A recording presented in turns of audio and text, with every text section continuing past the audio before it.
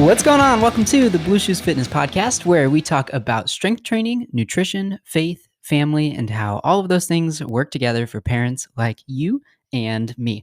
My name is Coach Jay, and today I'd like to recreate and update my most popular podcast episode to date, which was titled How to Write Your Own Workout Program in 2021. So this is an update that is 2 years overdue, but that original episode, over 20% of my total podcast streams have come from that episode alone. So needless to say, it was full of some super helpful information and insights, and I want to give it a bit of a refresh and add some new insights for you. So let's kick things off with our verse of the week. I'm going to be reading out of John 1. This is an awesome chapter, and if you haven't read the book of John, man, this is a good time. All right, John 1, the first 5 verses. In the beginning was the Word, and the Word was with God, and the Word was God. He was with God in the beginning. Through him all things were made. Without him nothing was made that has been made. In him was life, and that life was the light of all mankind. The light shines in the darkness, and the darkness has not overcome it.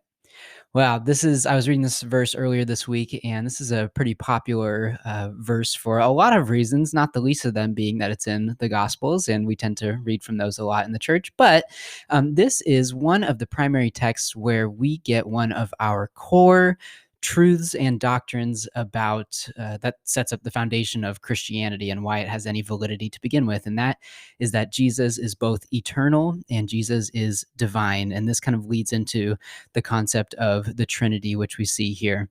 This is clearly a hearkening back to the very first sentence in the Bible saying, in the beginning, just like Genesis 1:1 begins. And this is a truth about Christianity that really separates itself and makes it exclusive from other religions like Mormonism and Jehovah's Witness, who might use the Bible in their religious texts, but they definitely do not affirm the doctrine of the Trinity or Jesus being divine or eternal. So this is a core text. If you're a believer, I would encourage you to spend some time reading this week, maybe even memorize it, and maybe even teach this to your kids too. Just right at the beginning, that very first verse, in the beginning was the Word. That's the eternality part of it. And the Word was with God. So that's part of the Trinity part. And the Word was God. And so it's not only the relational side of Jesus being with God, the Word referring to Jesus here, if you haven't heard that side of it. And then the Word was God. That is Jesus being divine and being God himself. So amazing stuff there. If you have any follow-up questions on this, definitely shoot me a message, but I'd love to talk about John 1 because it's an awesome passage. All right, let's get into today's topic. How to write your own workout program in 2023. So we are, at the time of this recording, we are now a full 2 months into 2023. So it might seem a little bit strange of thinking, hey, this seems like a good episode for like 2 months ago, or, maybe December of last year, or maybe January when everyone's trying to get on that workout train. January 1st comes around and resolutions are in full swing. But this is sort of the time of year. And this is also what I tell people when January 1st comes around. Everybody's always asking, oh, you're a personal trainer, you're a fitness coach. This has got to be your most busy time of year. And in fact, January is not one of my busier times as far as client onboarding. And that's because I think that this is the time of year, or that's the time of year where a lot of people have it in their head that they can do it on their own. And to their benefit and to their point, a lot of those people are successful in that. And I am so happy for people who are able to do that on their own. But a lot of people kind of ride on this, I don't really know what it is, but some sort of this forced momentum, forced inspiration, forced motivation right from January 1st. And they go, okay, I have all of this motivation. And they almost pretend like they have the knowledge behind it to be able to do that. And so then they try a bunch of things out on their own. They copy a bunch of things that they see online, and they go, oh, well, this is kind of actually a little bit more complex or challenging than I thought. Google isn't quite able to answer all of my questions with the nuance about my particular situation or circumstances.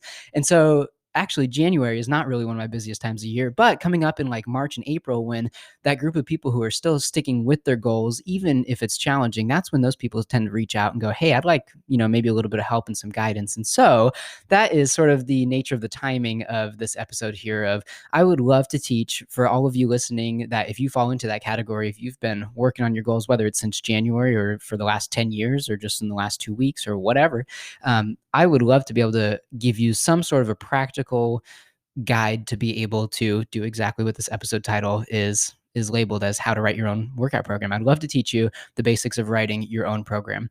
And of course, I probably don't even need to say this, but I will preface all of this by saying that there is a lot of nuance that goes into this.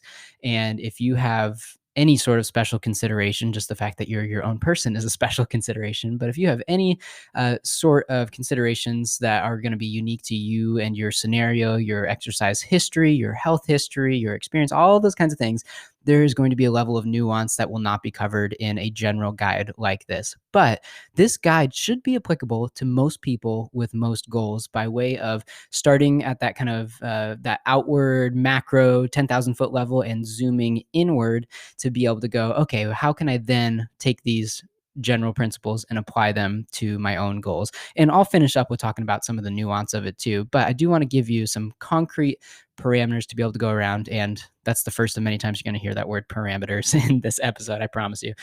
So if you want to either scramble and grab a pen and paper or pause this and get some way to be able to take some notes, that would be a great way to do this. Here's the outline. I'm going to give you 6 steps to be able to put together your very first or your current workout program.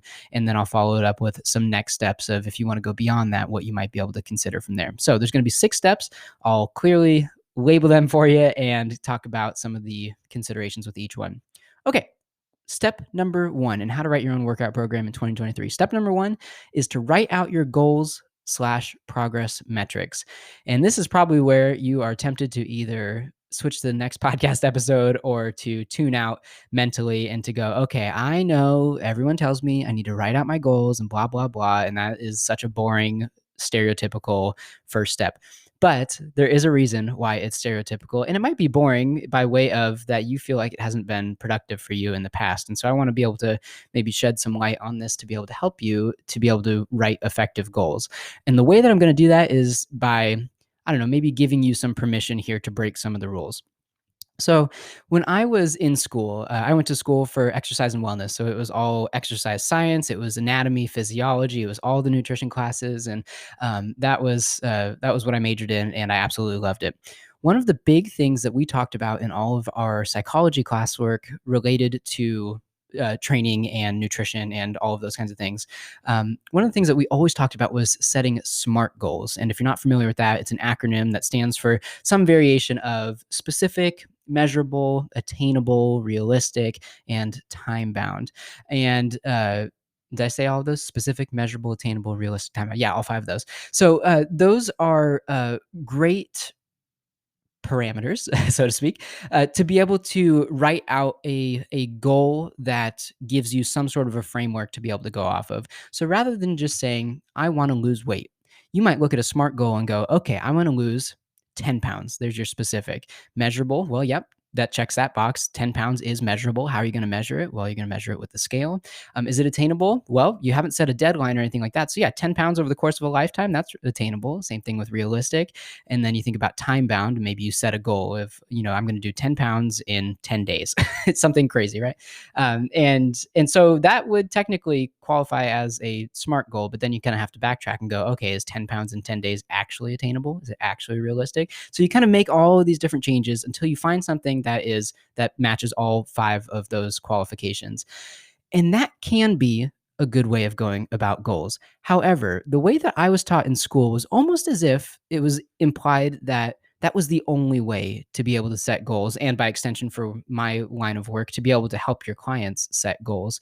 And if you're listening to this and if you've either tried to do this approach yourself or if you've had a coach take this approach with you for setting goals, that is certainly a valid way of doing it. And I don't want to discount that.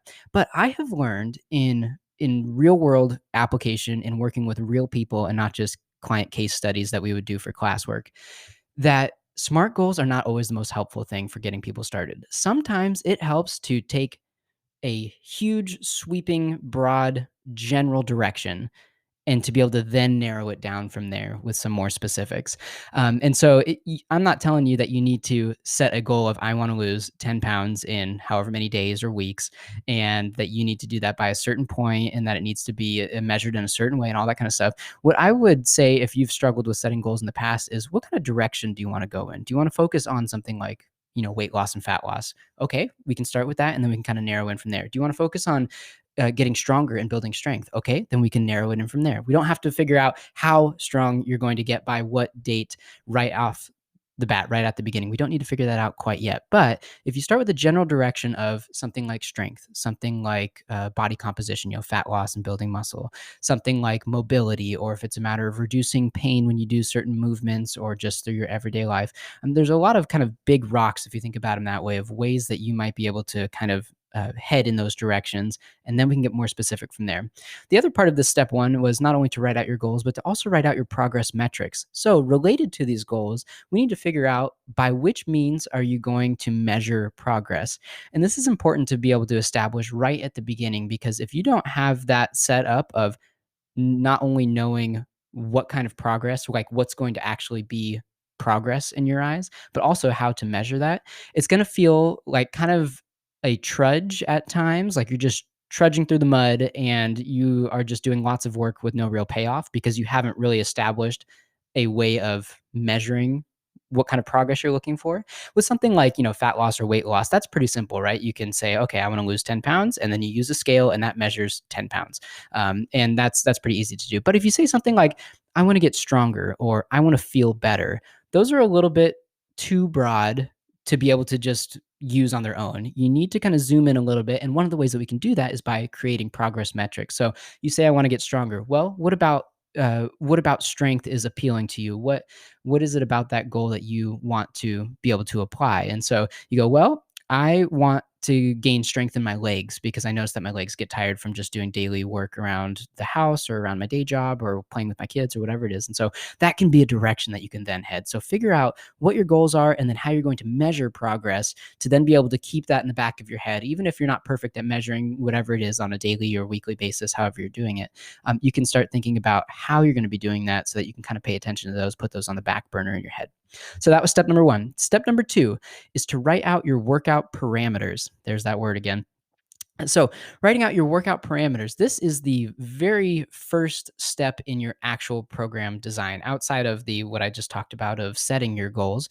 We need to figure out not your how many reps you're going to do, how many sets you're going to do, what exercises. We'll get to all that here in a second. But the very first thing that you need to do is to figure out what is going to be a matter of practicality and not preference. And what I mean by that is you need to take a look at, rather than preference of, oh, I would love to work out this many days a week. I would love to do these exercises and order them this way and do this and all that kind of stuff, and getting way far ahead of yourself. You need to figure out the practical side of thinking about things like your schedule, of how much time are you going to be able to devote to the goals that we just set in step one. Time being how many workouts per week, for example, or how much time do you have per workout? Is that going to be pretty evenly split across all of your workouts per week? Or are some days are you going to have more time available? Or some days you're going to have less time available? Are some days in your schedule going to be very inconsistent and unstable in that you won't know until last minute of if you have 5 minutes to work out or if you have an hour and a half to work out? Maybe some of that's going to be dependent on your kids' nap schedules. That's a big one for us in our house. That really determines a lot of my workout schedule for sure. The other side of this, outside of scheduling considerations, is your equipment availability. Of, are you going to be working out at home? Are you going to be working out at the gym? Are you going to be doing both? And if you are going to be wherever you're working out, what kind of equipment do you have access to? It's not worth saying that you are going to just jump right into barbell squats if you don't have a barbell. If you don't have access to a barbell, whether it's at home or a gym. If you don't have a barbell at your gym, you might want to find a new gym. But if you start making all of these really specific ideas about what your workouts are going to look like before considering the more practical parameters, then you're going to have to do that work anyway. At some point, you're going to have to really kind of backtrack. And so I would say start with those practical considerations of writing out your workout parameters, the time that you have per workout, the frequency of your workouts per week, the equipment you have access to, all of those kinds of things. Maybe even thinking about your schedule of, do you plan on working out before work or after work or in the middle of the day, or whatever your typical day looks like. If you have an idea of what that might look like, if it's going to be the same across all days, or if it's going to be different from one day to the next, if it might even be just kind of on a case by case basis. These are the kinds of things to think about right at the beginning.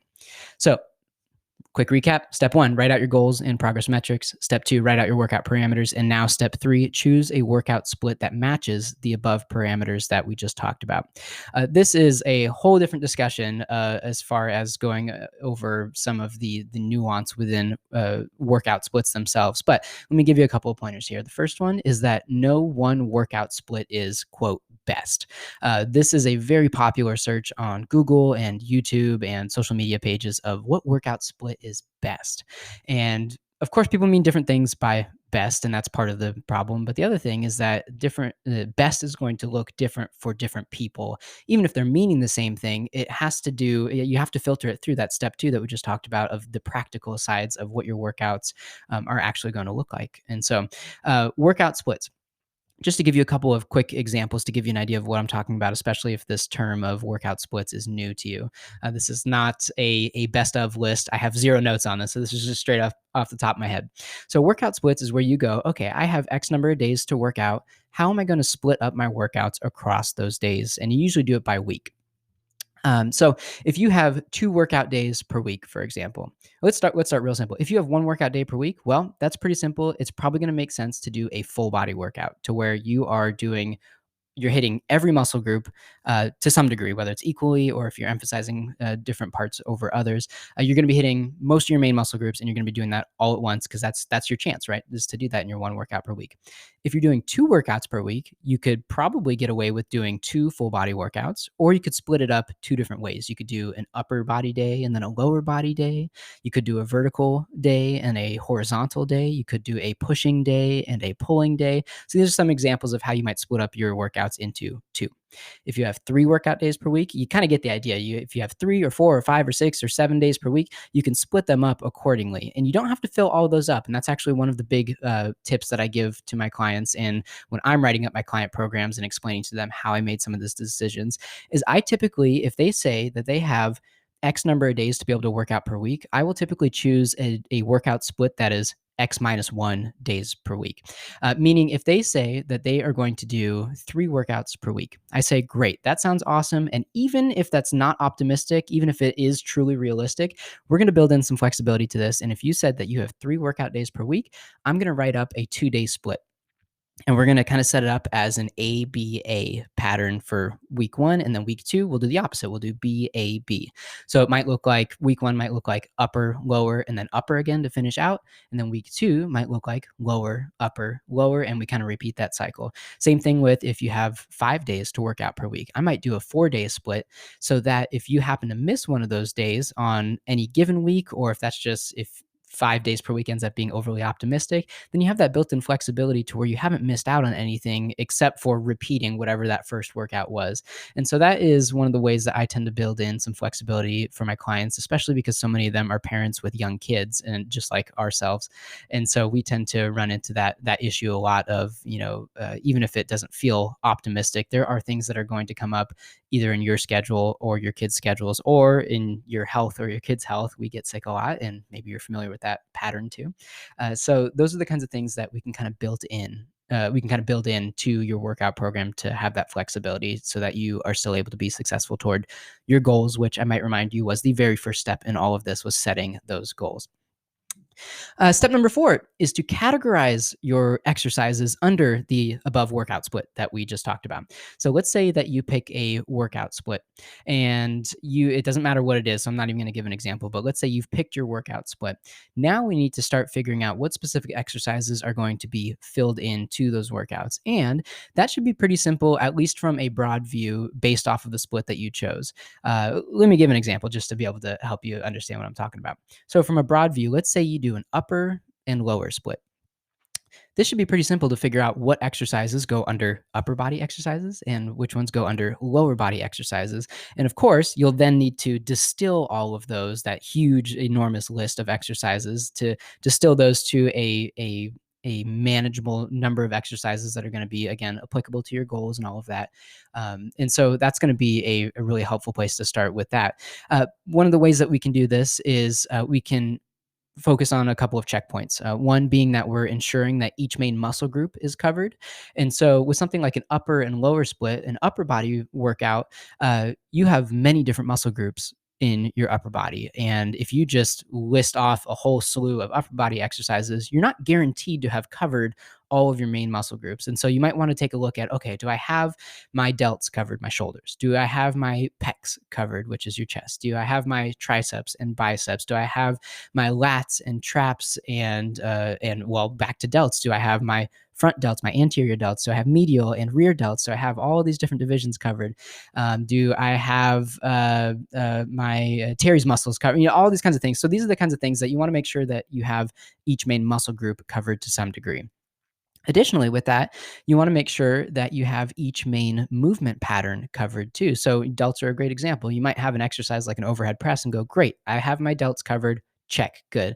But if you think about it, your delts are consisted of a few different divisions that are going to be primarily activated when you're doing different movement patterns. And so an overhead press or a bench press might be more active on your front delts, whereas a lateral raise or a Y raise or something like that might be more for your medial delts. And then your rear delts, that might involve some kind of a row variation or some kind of like a rear delt fly or something. And so you want to make sure that not only are you covering the muscle group itself, but that you're using that muscle group in its different movement patterns. Some muscles are responsible for many different patterns, and your shoulders, your delts are a great example because your shoulders are very mobile. They can move in just about any direction.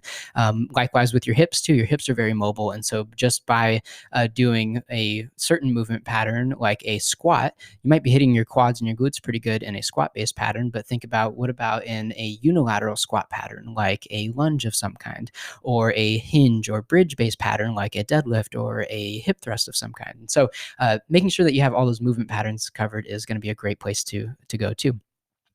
And from there, kind of talking about going over these first two of ensuring that each main muscle group is covered and each movement pattern is covered, you can double down on your priority muscle groups or priority movement patterns, meaning you don't have to have an even number of exercises per muscle group or per movement pattern. If you have a particular muscle or movement that is going to be really important for you and your goals, and whether it's performance related or aesthetic related, you can double down on those by including more exercises that are going to cover those muscle groups or movement patterns. So don't feel like you need to have one shoulder exercise, one back exercise, one quads exercise, one glutes exercise. If you have a muscle group or movement pattern that's really important to you, then you can add an extra one or two in those categories. And so that's something that you can do when you're choosing your exercises and categorizing them.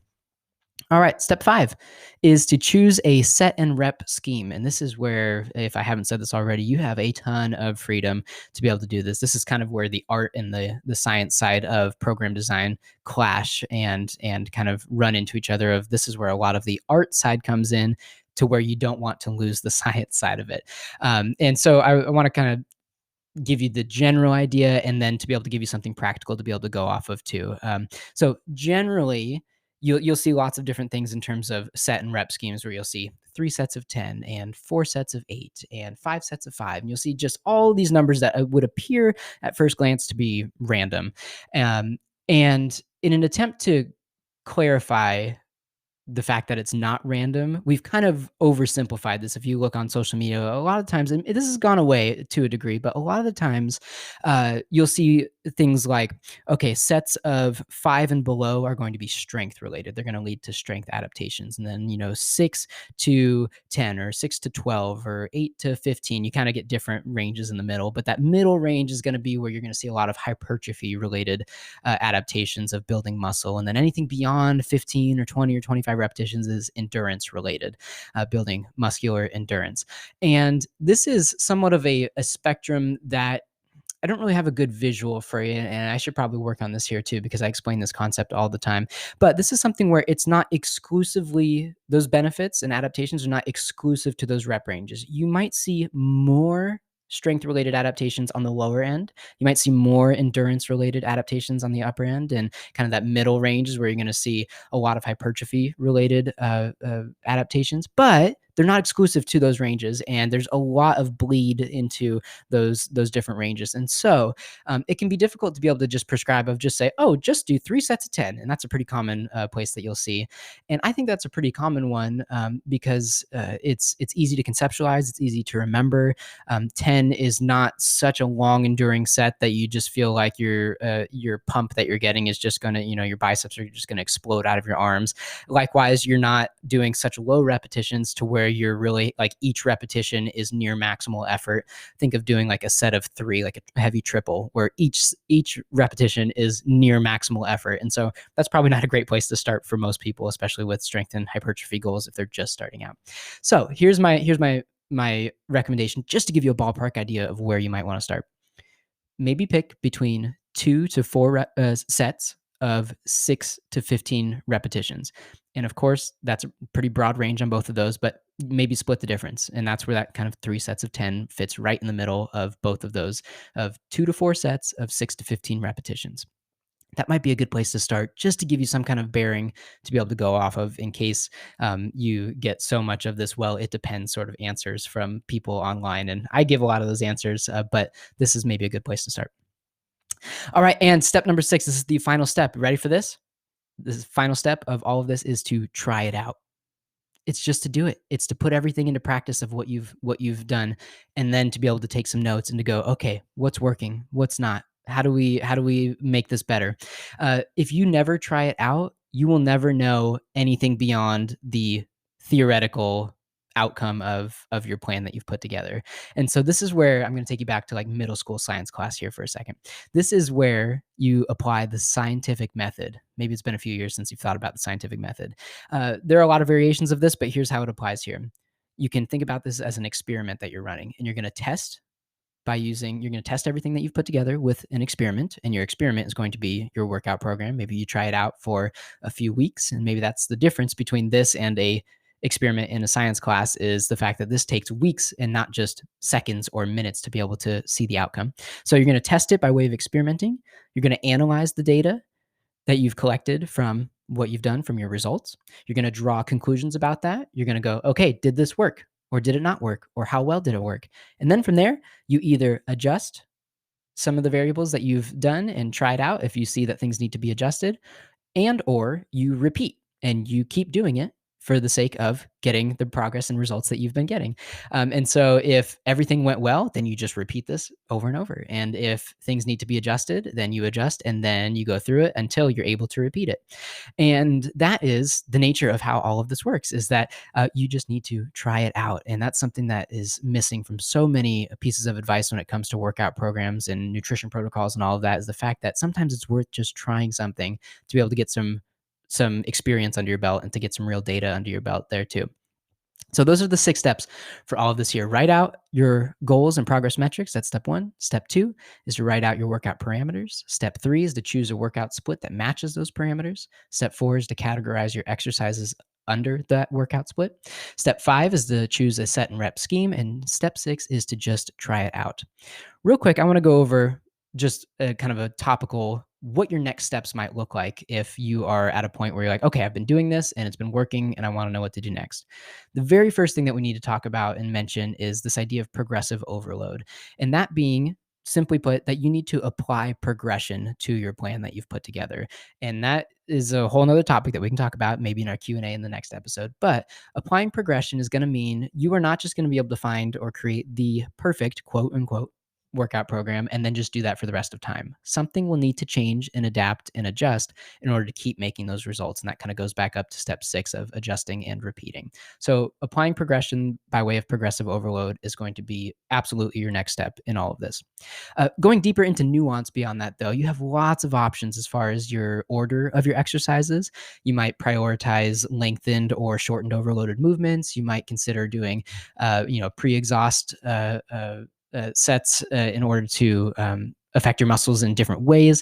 By way of ordering your exercises. You might do specialized sets like supersets or drop sets or reverse drop sets. You might do specialized reps like tempo changes or partial reps or myo reps. And then you might look at RIR and RPE scale. So that's kind of just a big jumble at the end here. But I wanted to share that just for the sake of there are next steps to be able to go on this, and they are not as complex as it might sound or seem. But you probably don't need to worry about a lot of that until you have those first 6 steps in place. So that's going to be my recommendation as you get started with all of this.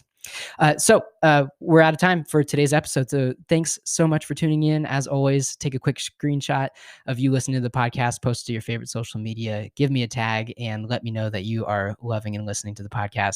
And I'll leave you with that. So I'm Coach Jay. Thanks for hanging with me, and we'll see you next time.